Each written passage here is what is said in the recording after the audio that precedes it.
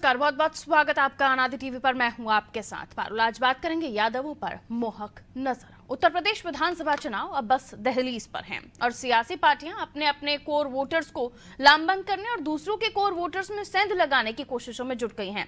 सूबे में ओबीसी की सबसे बड़ी आबादी यादव वोटर की है, जो सपा का कोर वोट बैंक माना जाता है। इसके दम पर अखिलेश यादव सत्ता में वापसी की उम्मीद लगाए बैठे हैं, तो वहीं बीजेपी इस वोट बैंक में सेंध लगाने में जुट गई है।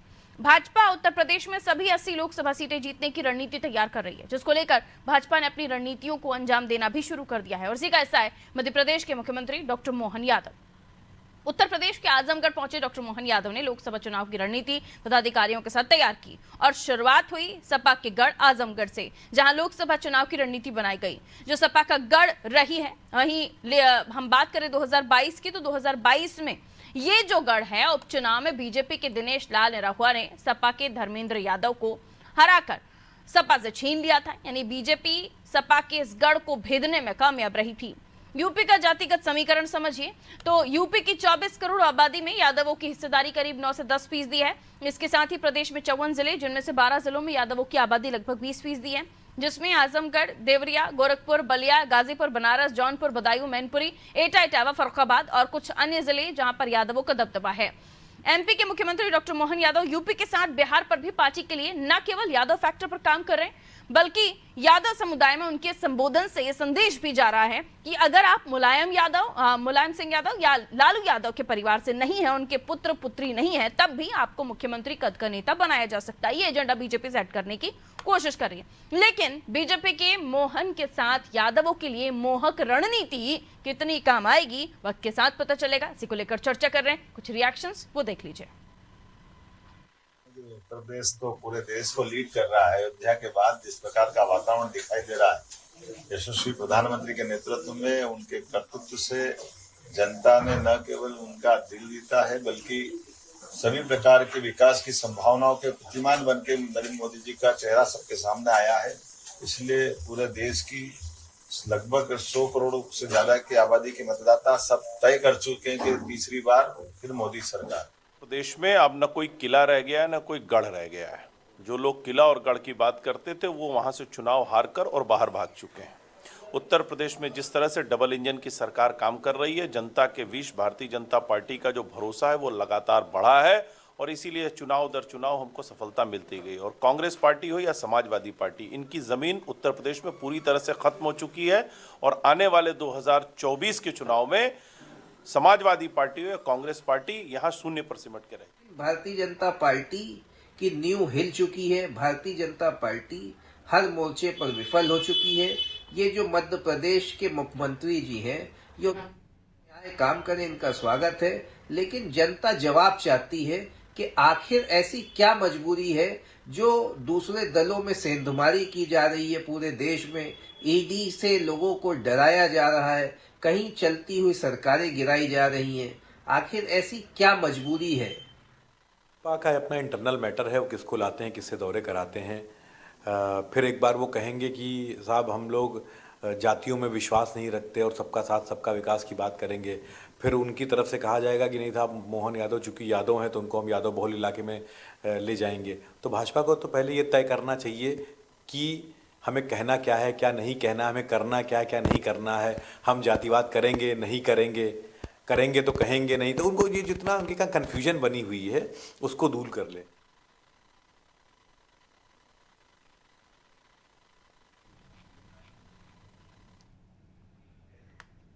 तो देखिए, उत्तर प्रदेश की पॉलिटिक्स में यादव काफी महत्वपूर्ण है। ओबीसी की अगर हम बात करें तो पहले नंबर पर यादव आते हैं, उसके बाद कर्मी वोटर्स आते हैं। तो इस चुनाव में यादव वोटर्स किसको नहीं पसंद। और चलिए, जाहिर सी बात है, और जो तमाम दल हैं दूसरों के वोट बैंक में सेंध लगाने की पुरजोर कोशिशें कर रहे हैं। वैसे कहा जाता था कोर वोट बैंक यादवों का है, लेकिन पिछले इलेक्शंस में यादव छटके हैं सपा से। जो सपा है उसका कोर वोट बैंक यादव बताया जाता था, लेकिन पिछले जो सिनेरियोज हम देख रहे हैं, इलेक्शन देख रहे हैं, उसमें ये भ्रम जो है वो टूटता हुआ दिख रहा है। बहरहाल, लेकिन मध्य प्रदेश के मुख्यमंत्री मोहन यादव यूपी में आजमगढ़ से लोकसभा चुनाव के लिए कमान संभाल चुके हैं, जिम्मेदारी ले चुके हैं। और कितना काम आएगा, ये जो फैक्टर है, ये जो फॉर्मूला है बीजेपी ने इजाद किया है, ये लोकसभा चुनाव के लिए तो आने वाले वक्त के साथ पता चलेगा, लेकिन इसके साइड इफेक्ट सपा के लिए क्या होंगे इसे भी हम समझने की कोशिश करेंगे। मिलिए उन मेहमानों से जो हमारे साथ चर्चा में जुड़ रहे हैं। रोहन सिंह नेता है कांग्रेस से, हमारे साथ जुड़े हुए हैं, स्वागत करती हूँ आपका। यश भारती जी सपा से हमारे साथ बने हुए हैं, आपका भी बहुत स्वागत करती हूँ। सैयद रजा रिजवी साहब वरिष्ठ पत्रकार हैं, हमारे साथ जुड़े हुए हैं, आपका भी स्वागत सर। और केसी जैन साहब हमारे साथ जुड़े हैं भारतीय जनता पार्टी का पक्ष रखने के लिए। सबसे पहले रजा साहब मैं आपसे ही समझना चाहूंगी, यूपी की पॉलिटिक्स में यादव वोट बैंक क्या अहमियत रखता है कि सबको पता है, लेकिन इसके अलावा मध्य प्रदेश से ये मुख्यमंत्री बनाए जाने के बाद ये साफ हो गया था कि न केवल उत्तर प्रदेश की पॉलिटिक्स पर यादव वोटर पर फर्क पड़ेगा बल्कि बिहार की पॉलिटिक्स पर भी, और नीतीश जी के जाने के बाद तो बिहार और भी मजबूत होता हुआ भारतीय जनता पार्टी के लिए दिख रहा है। लेकिन जिस तरीके से रणनीति बनाई जा रही है, जिस तरीके से यूपी के वोटर्स के लिए खुद मुख्यमंत्री मोहन यादव वहां पर जाकर जिम्मेदारियां देख रहे हैं, पदाधिकारियों से बात कर रहे हैं, ये कितना परेशान करने वाला है सपा के लिए? देखिए, पहले तो ये जान लेना बहुत जरूरी है कि मोहन यादव जी उत्तर प्रदेश के दामाद हैं, चीफ मिनिस्टर तो है ही हैं, वो उत्तर प्रदेश के दामाद हैं क्योंकि उनकी शादी सुल्तानपुर में हुई है। ब्रह्मादीन यादव की बेटी सीमा से 1994 में हुआ था उज्जैन में। और ब्रह्मदीन जो है मूलतः अंबेडकर नगर के भीटी तहसील के कोरवा डडवा गांव के निवासी थे, लेकिन उनका परिवार सालों पहले सुल्तानपुर में शिफ्ट हो गया था। अब ये जो आज मंगलवार को जो एक बैठक किया है पूर्वांचल एक्सप्रेसवे के पास एक स्कूल परिसर में, इसमें जो आजमगढ़ का क्लस्टर है जैसे सलेमपुर, बलिया, घोसी और आजमगढ़ और लालगंज, ये 5 लोकसभा की सीटों को लेकर के ये बैठक हुई है। और ये 5 लोकसभा को आप देखिए तो सलेमपुर से रविंद्र कुशवाहा जीते हैं बीजेपी से जी, और बलिया से बीरेन्द्र सिंह जीते हैं, वो भी बीजेपी के। लेकिन घोसी से कौन जीता है? अतुल कुमार सिंह बसपा से, जब सपा और बसपा का गठबंधन था। और आजमगढ़ से मेन इलेक्शन में तो जीती थी सपा, लेकिन बाई इलेक्शन में बीजेपी जीती है दिनेश लाल निरहुआ जी। और लेकिन वही आप देखिए लालगंज से संगीता आजाद जीती हैं, वो बीएसपी से जीती हैं जब सपा और बीएसपी का था। यानी जो 5 लोकसभा में अगर आप देखिए तो उसमें जो है वो 3 खाली बीजेपी के पास थी और 2 खाली बीजेपी के पास थी। बाई इलेक्शन में 1 मिलने के बाद जो है वो 3 हो गई। 2 जो है मेंबर ऑफ पार्लियामेंट जो 80 कहा जा रहा है कि हम 80 लेंगे, तो 2 जो अतुल कुमार सिंह जो बीएसपी से हैं घोसी से, और लालगंज से संगीता आजाद जी बीएसपी से हैं। तो वहां जो यादव बाहुल क्षेत्र है उसमें जो है इनका जो है मोहन यादव का जाना, और जाहिर सी बात है कि अगर मोहन यादव चीफ मिनिस्टर हैं तो हर बिरादरी अपने बिरादरी को देखती है और उससे कि, लेकिन भारतीय जनता पार्टी बहुत समझदार है और बड़े अच्छे तरीके से काम करना उसने शुरू किया है। आप देखिए जब 2019 में इलेक्शन हुआ था तो 2014 में 21 सिटिंग एमपी का टिकट भारतीय जनता पार्टी ने काटा था, 80 में 21, और वो 21 सिटिंग एमपी जो इनको टिकट नहीं मिला दूसरे लोग लड़े और दूसरों लोग जीत गए। मतलब ये आप देखिए कि मतलब सिटिंग एमपी का भी भारतीय जनता पार्टी कितनी समझदारी से काटती है और 21 जीत गए। अगर आप कहेंगे तो मैं लोकसभा से बता सकता हूं आपको कि 21 कौन सी लोकसभा है। जैसे इटावा से 2014 में अशोक दोहरे जी भाजपा से जीते थे। लेकिन मूल सवाल ये है सर कि ये जो यादव फैक्टर है, यादव फार्मूला है, ये बीजेपी के लिए कितना लाभदायक होगा? क्या वाकई ये जो चाल बीजेपी ने चली है या रणभूमि में यादव फैक्टर के साथ उतर रही है बीजेपी, ये कारगर साबित होगा बीजेपी के लिए? बिल्कुल, क्यों नहीं साबित होगा भाई। मैनपुरी है, कन्नौज है, फर्रुखाबाद है, फिरोजाबाद के भी वो दौरे करेंगे। अब आप देखिए इटावा से कौन है? डॉक्टर राम शंकर कठेरिया बीजेपी से हैं। कन्नौज से कौन है? सुब्रत पाठक बीजेपी से हैं। फर्रुखाबाद से कौन है? मुकेश राजबात है, लेकिन मैनपुरी से डिम्पल है। उस एरिया में यादव बाहुलता है। तो अभी तो जो गठबंधन है वो तो कैंडिडेट अभी उतार ही नहीं पाई है और यहाँ भारतीय जनता पार्टी यादव बाहुल क्षेत्र में अपने जो है मुख्यमंत्री को भेज के जो है मोहन यादव को वोट को अपने हिसाब से अपने में कब्जे में करने के लिए लालायित है।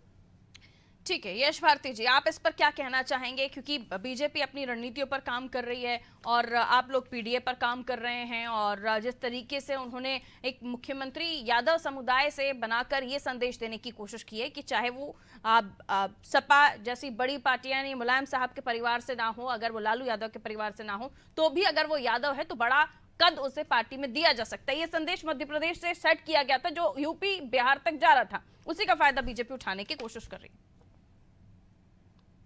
देखिए, ये बात आप कह रहे हैं, केसी जैन साहब भारतीय जनता पार्टी के प्रतिनिधि बैठे हुए हैं यहाँ पे, ये बात ये कह दे तो हम भारतीय जनता पार्टी की इसको लाइन मान लेंगे कि वो ऐसा मामला सेट करे, क्योंकि भारतीय जनता पार्टी तो लगातार उत्तर प्रदेश में ये कहती रही है कि सारे पिछड़ों का अधिकार यादव खा गए।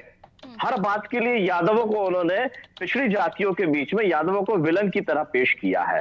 तो एक तरफ आप विलन बनाना चाह रहे हैं और दूसरी तरफ आप हीरो बनाना चाह रहे हैं। ये दोहरे मापदंड तो भारतीय जनता पार्टी बता पाएगी। दूसरी बात, आजमगढ़ की बात चल रही है। मोहन यादव जी मध्य प्रदेश के मुख्यमंत्री हैं और उत्तर प्रदेश के आजमगढ़ के दौरे पे गए हैं।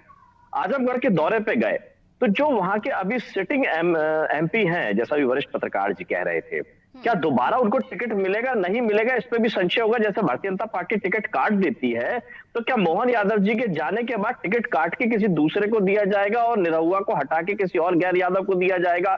क्या उनका प्लान है, ये तो भारतीय जनता पार्टी बताएगी।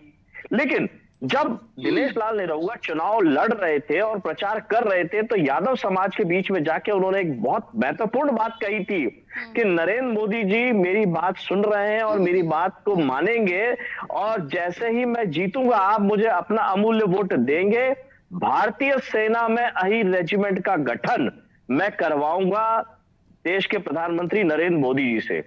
तो यह बात उन्होंने उपचुनाव में कही थी और अभी तक वो बात पूरी नहीं हुई। दूसरी बात, समाज को आपस में लड़ाने का काम जो भारतीय जनता पार्टी की नीति रीति होती है, वही काम दिनेश लाल निरहुआ ने किया जब एक बात कही कि असली यादव उनके साथ है और नकली यादव अखिलेश जी के साथ में। तो इस तरफ की शब्दावली और वक्तावली ये जीतने के बाद कही, अगर ये चुनाव में जाके कहते तो समाज भी इनको यादव समाज भी बताता और अन्य समाज भी बताता कि चुनाव में जो बात होनी चाहिए। ठीक है केसी जैन साहब, सवाल आपके सामने, बताइए। निरहुआ जी ने कई सारे कमेंट्स किए हैं अपने क्षेत्र में और उसके बाद अब इस बार यादव जी के पहुंचने के बाद उनका टिकट कट जाएगा, क्या बताएंगे आप? देखिए पारुल जी, पहले तो इनकी रणनीति से पूछिए। मोहन यादव जी को देकर के जो बात आपने कही है, समझ लिया सर, रुक जाइए। जी देखिए पारुल जी, सबसे बड़ा सवाल और सबसे बड़ी समस्या इस समय समाजवादी पार्टी के सामने, इनके जो घटक दल थे वो भी टूट करके धीरे धीरे भारतीय जनता पार्टी के साथ में आ रहे। बिहार में आपने देखा है नीतीश कुमार जी भारतीय जनता पार्टी के साथ में आ गए। अब जो बात आपने कही, जो सवाल आपने उठाया, बहुत महत्वपूर्ण सवाल है कि जिस पर पूरी राजनीति समाजवादी पार्टी की टिकी हुई है। अभी आदरणीय रजा साहब ने बहुत अच्छा विश्लेषण किया और उन्होंने तमाम सारी बातें सांकेतिक रूप से कह दी और समझदार के लिए इशारा काफी है। उन्होंने बहुत सारी बातें सांकेतिक रूप में कह दी, बहुत वरिष्ठ पत्रकार है, कि जो पूरी की पूरी राजनीति समाजवादी पार्टी के एमवाई फैक्टर पर आधारित थी, आज वो भी बिखर चुकी है, टूट करके छिन्न-भिन्न हो चुकी है। जो पार्टी, जो व्यक्ति जो सबके लिए काम करेगा, बिना कोई वर्ग भेद के, बिना कोई जाति भेद के, बिना कोई इस तरीके की चीजों को किए, जनता उसके साथ में आएगी। तो जो बात अभी हमारे समाजवादी पार्टी के साथी ने कही कि निरहुआ को चुनाव हमने लड़ाया था तो हार गए थे और आपने लड़ाया तो जीत गए, तो कहां से जीत गए? वही यादव आपके साथ चला गया। सही कह रहे हैं हमारे समाजवादी पार्टी के साथी। उन्हीं निरहुआ को आपने टिकट दिया, इसका मतलब क्या हुआ? इसका मतलब ये है कि जातिगत आधार पर नहीं, जनता काम के आधार पर और अपने मुखिया को देख करके वोट कर रही है। मोदी जी को देख करके, योगी जी को देख करके, उत्तर प्रदेश में योगी जी के काम को देख करके जनता वोट कर रही है।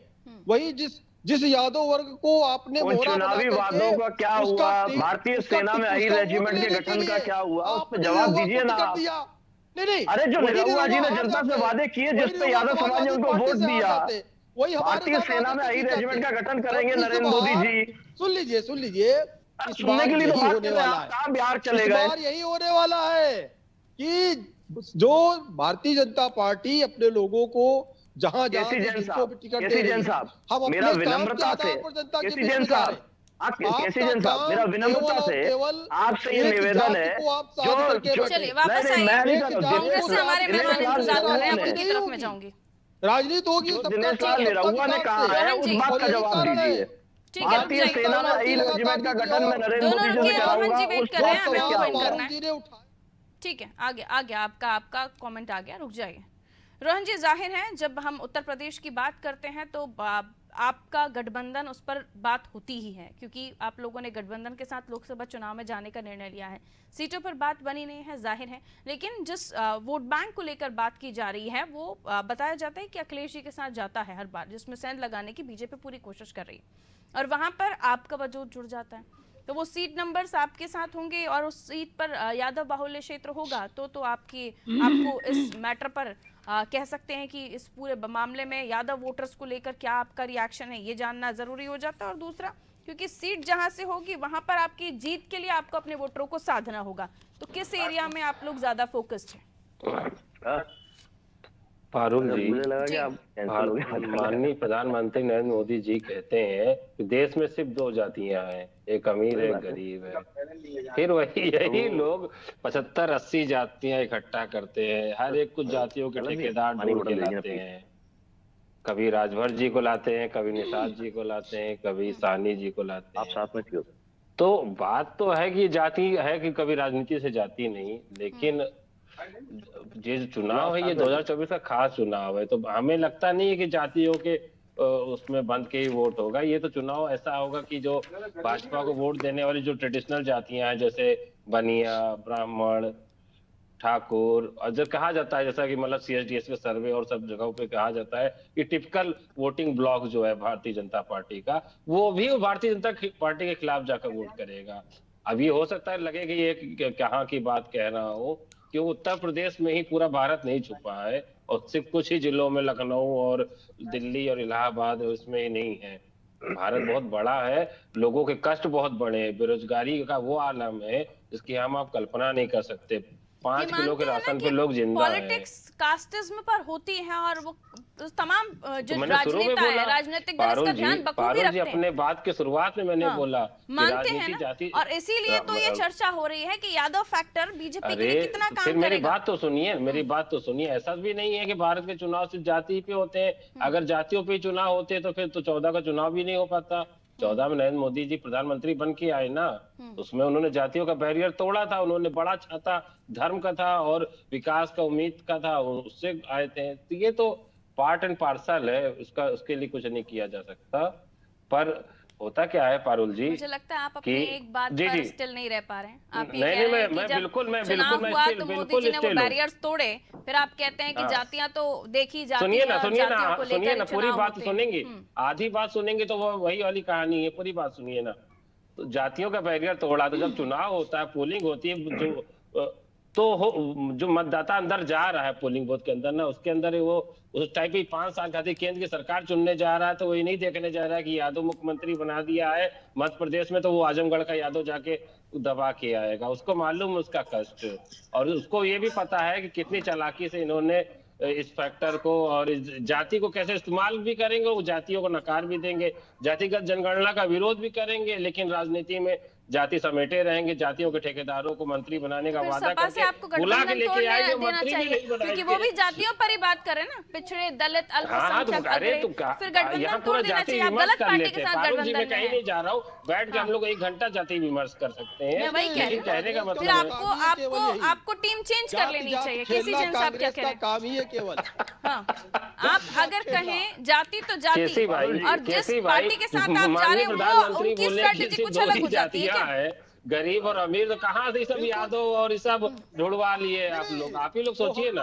हम तो सबका साथ सबका विकास लेकर के चल अरे रहे तो हैं फिर ना। कहाँ से सब केसी जैन साहब यादव की और volume थोड़ा साहनी नीचे और निषाद सब कहाँ से ढूंढ के ला रहे हैं आप लोग? तो छोड़िए, हाँ, आपने इनके साथ गठबंधन किया, उनका क्या हुआ? आम आदमी पार्टी, आरजेडी, अरे और तो फिर आप जब वहां पे पहुंचे तो आप थोड़ा और आगे शंभू बॉर्डर तक पहुंच जाते हैं कि किसानों के रास्ते में आपने कील बिछा दी, सड़कें खुदवा दी, मुद्दा नहीं है मेरा, ये खुदवा वापस दी। आइए। केसी भाई, ठीक है, मुद्दा नहीं है मेरा, ये 10 वापस फीट आइए। गहरी, जिस 15 मुद्दे पर फीट हम चौड़ी डिबेट कर रहे सड़कें हैं, उसके खुदवा दी, बड़ी विरोध बड़ी रहेंगे तो कीलें ज्यादा अच्छा गड़वा होगा। दी, ठीक है, रिजवी साहब, पूरी व्यवस्था एक लंबा किसान है कि आतंकवादी आपने है? अपना पत्रकारिता का कैसे- जीवन देखा है सर, उसमें कई चुनाव आपने आते जाते देखे होंगे, और यूपी तो इतिहास है कि राजनीति में उत्तर प्रदेश की कास्टिज्म बड़ा फैक्टर रखता है, और यही हम रोहन जी से भी समझने की कोशिश कर रहे थे। तो अलग अलग पिलर्स उन्होंने डाले कि प्राइम मिनिस्टर जब बने प्रधानमंत्री नरेंद्र मोदी तो उन्होंने बैरियर्स तमाम कास्टिज्म के तोड़े। अभी भी गरीब अमीर दो जातियां बता दी गई हैं, लेकिन उसके बावजूद भी नेता किस कास्ट का हो इस पर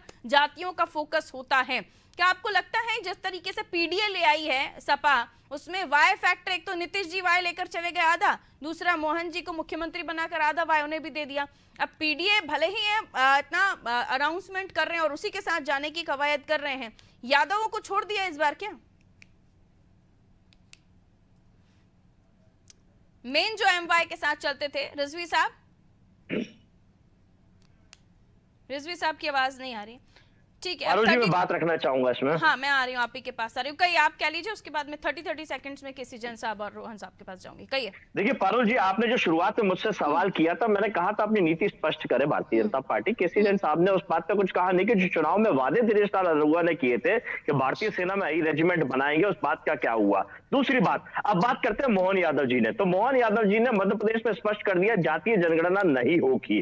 दूसरी बात, ओबीसी को 27% आरक्षण नहीं मिल रहा है मध्य प्रदेश में। तीसरी बात, किसान जो दिल्ली जा रहे थे कर्नाटक से, उनको मध्य प्रदेश के भोपाल में उतार दिया। आप अनाउंसमेंट कैसे कर सकते हैं यश भारती जी? अरे कोर्ट में पक्ष कौन रखेगा पारुल जी? कोर्ट में पक्ष कौन रखेगा? नानकपुर भी नहीं कर रहे। मोहन जी का कौन सा स्टेटमेंट है जिसमें नहीं गलत इंफॉर्मेशन मत दीजिए ना यश भारती। कौन सा स्टेटमेंट है जिन्होंने कह दिया नो हम जातिगत जनगणना नहीं करेंगे? स्टेटमेंट एक बताइए ना, भ्रामक जानकारी नहीं सर। आपके फायदे की बात हो तो आप गलत बोलेंगे, ये अच्छी बात नहीं है ना। नहीं गलत, आप स्टेटमेंट है आपके पास, आपके पास स्टेटमेंट है जिसमें ओबीसी आरक्षण नहीं देंगे, जिसमें हम जातिगत जनगणना नहीं करेंगे, ऐसा कोई स्टेटमेंट? बातें करती हैं। हाँ। बिहार में जातिगत जनगणना हो सकती है, साथ में नीतीश कुमार जी के बैठ गए। अरे तो मनाही किसी ने की है? आपके पास ऐसा कोई स्टेटमेंट है, बयान है सीएम यादव का? तो कहिए। कहां नहीं मिला आरक्षण भाई, हवा बातें कर रहे हैं, झूठ बोल रहे बैठे। केसी जैन साहब, अरे किसी जैसा आपको नहीं पता तो मोहन जी से पूछ लीजिए। काम सिर्फ ये है, ये जाति जाति खेल भी रहे हैं और जातियों को डकार भी रहे हैं। इन्होंने जो अभी 27% आरक्षण की बात ये कर रहे थे मध्य प्रदेश में, जिन भाई जो यादव को आप बता रहे थे ना अभी, ठीक है रोहन जी 30 सेकंड्स किया, मेरे पास समय कम है। यादव को बिलियन बना के किसी ने 30 सेकंड्स में कंप्लीट कीजिए अपनी बात। चलिए रोहन जी भी डिस्कनेक्ट हुए हैं। बहुत बहुत शुक्रिया आप सभी का हमारे साथ चर्चा में जुड़ने के लिए। तो जातिगत राजनीति, जातिगत समीकरण, इन सबको आकलन करते हुए टिकट भी बांटे जाते हैं, चेहरे बड़े भी भेजे जाते हैं। इन तमाम चीजों को ध्यान में रखते हुए यह भी देखा जाता है कि किस जगह पर कौन से ज्यादा वोटर्स हैं और उसी नेता को वहां पर ले जाया जाता है और उसी के अनुसार टिकट भी बांटे जाते हैं, जैसे कि मैंने पहले भी कहा। लेकिन अब ये कहा जा रहा है कि जातियों को नहीं देखा जाता। प्रधानमंत्री नरेंद्र मोदी अमीर और गरीब की जाति कहते हैं। फिर उसके थोड़ी ही देर पहले कांग्रेस से हमारे साथ जो साथी जुड़े थे उन्होंने कहा कि जब 14 में प्रधानमंत्री नरेंद्र मोदी जुड़े तो उन्होंने पीएम बने तो उन्होंने सारे बैरियर्स तोड़ दिए। ये कंफ्यूजन वाला स्टेटमेंट कांग्रेस का। और उसके साथ ही अब सवाल ये कि यादव फैक्टर को लेकर, यादव फॉर्मूले को लेकर भारतीय जनता पार्टी उत्तर प्रदेश की उन सीटों को टारगेट कर रही है जहां यादव बाहुल्य वोटर्स हैं। वो कितनी कारगर साबित होगी? यादव एमवाई पॉलिटिक्स के लिए समाजवादी पार्टी जानी जाती थी, लेकिन अब उन्होंने पीडीए की तरफ शिफ्ट कर दिया है।